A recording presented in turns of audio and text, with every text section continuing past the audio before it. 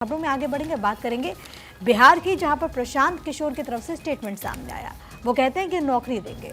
यहां पर उन्होंने कहा कि इस बड़े ऐलान और आरजेडी जेडीयू के बयानों से रोजगार पर रार मचेगी।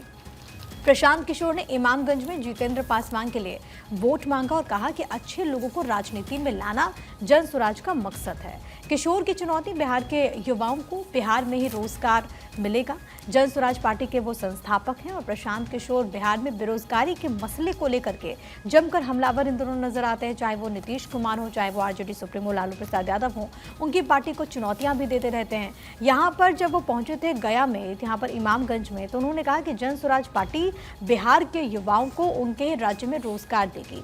किशोर ने यह भी कहा कि 2025 में छठ के बाद बिहार के युवाओं को दूसरे राज्यों में जाकर मजदूरी नहीं करनी पड़ेगी, क्योंकि 2025 में अगले वर्ष ही बिहार में विधानसभा के चुनाव होने वाले। और ऐसे में जन स्वराज पार्टी, जिसका गठन किया प्रशांत किशोर ने, जो कि एक चुनावी रणनीतिकार के तौर पर देखे जाते हैं, लेकिन राजनीतिक डेब्यू एक तरीके से कर रहे से पहले अलग अलग दलों के लिए उन्होंने रणनीतियां बनाई हैं। लेकिन अब क्योंकि खुद वो चुनावी मैदान में, आपको मालूम है कि बिहार में 4 ऐसी सीटें हैं जहां पर विधानसभा के बाई इलेक्शन हो रहे हैं, और इसी को लेकर के उन्होंने चारों सीटों से अपने प्रत्याशी का ऐलान कर दिया है। हालांकि उन्होंने यहां पर कैंडिडेट को बदला भी है, जिसके बाद भी सियासी बवाल देखने को मिला था। विपक्ष और सत्ता पक्ष उन पर काफी ज्यादा हमलावर नजर आया।